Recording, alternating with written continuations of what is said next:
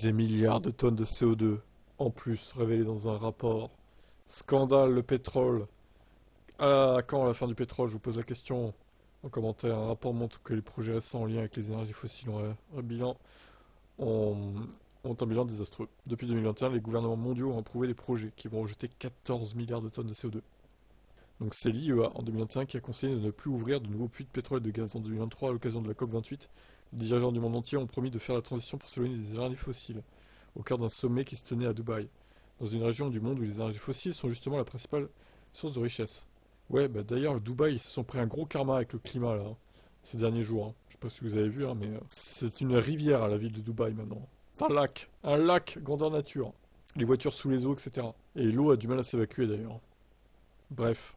D'un côté, ils ont un peu ce qu'ils méritent. Alors évidemment, il y a des innocents qui ont rien demandé là-dedans, je dis pas le contraire, mais tous ces Émiratis là, plein de pognon, qui sont enrichis grâce au pétrole, bah, leurs supercars, McLaren, Ferrari, Porsche, etc. thermiques, elles vont prendre l'eau, hein. Dommage. Mais bon, ils s'en rachèteront, c'est pas un problème.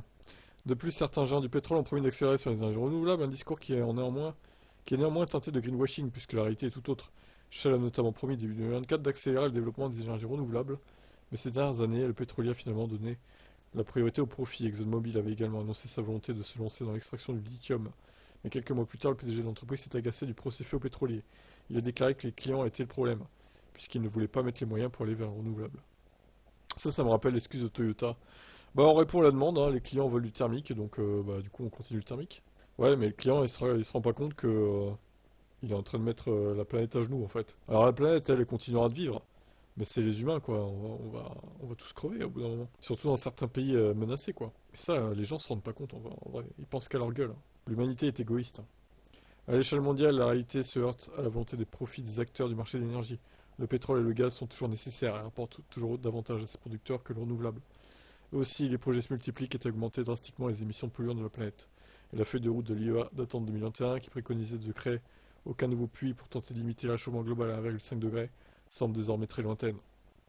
L'agence Global Energy Monitor a en effet publié des données montrant que de nombreux sites ont ouvert. Le site Carbon Brief en fait l'analyse et montre qu'une cinquantaine de sites ont ouvert en 2022 et 2023, c'est-à-dire des dates ultérieures à l'alerte de l'IEA.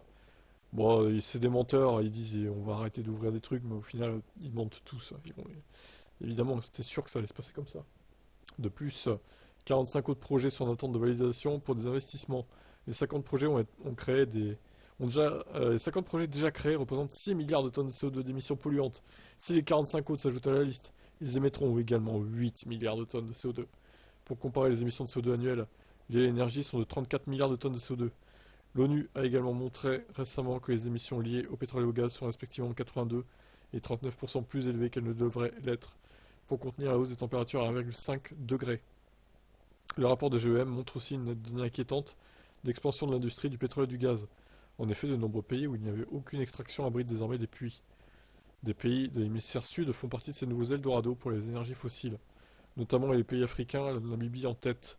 Le président du groupe Afrique de la COP28 avait même loué cette nouvelle industrie sur le continent. Bah oui, ils sont tellement pauvres là-bas. Donc, tout ce qui peut rapporter de l'argent à la région, au pays, eh ben, ils prennent en fait. Ils sont contents. Mais c'est tragique. C'est tragique. Et ça, les pétroliers, ils le savent. Ils en profitent.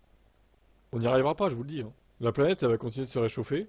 Aucun effort est fait. Bon, c'est pas les voitures électriques qui vont sauver la planète, malheureusement. J'aimerais bien que ce soit le cas, mais ça va peut-être limiter un peu, légèrement, le réchauffement de la planète, mais très légèrement. Ça sera anecdotique, en fait, au final. Tant qu'il y aura des connards riches, là, capitalistes, qui vont détruire la planète avec le pétrole, quoi. Moi, ça me dégoûte. Franchement, c'est écœurant, quoi. Nous, on essaie de faire des efforts à notre petite taille et on a pas beaucoup d'impact, en fait, en vrai. Bon, je termine quand même. Le graphique ci-dessous montre les pays ayant le plus de nouveaux gisements depuis 2021. Les parties les plus claires sont les quantités potentielles à ajouter à la production si les projets en cours de validation le sont. La Guyane, la Guyana, le Guyana. Ah non, le Guyana, pardon, c'est pas la Guyane, c'est le Guyana, je sais même pas que ça existait. Et le pays qui produira le plus d'énergie fossile à l'horizon 2035. C'est également le pays dans lequel ont été découverts le plus de gisements devant l'Iran. C'est aussi le pays qui a le plus en phase de finalisation actuellement. Voilà, voilà. Eh ben, des nouvelles réjouissantes pour la planète. Qu'en est-il? Quel est votre avis là-dessus? Est-ce que c'est trop tard? Est-ce qu'on est foutu? Ou est-ce que la planète peut encore être sauvée, à votre avis? Moi, je pense qu'on est dans la merde. Voilà, très clairement. Ciao.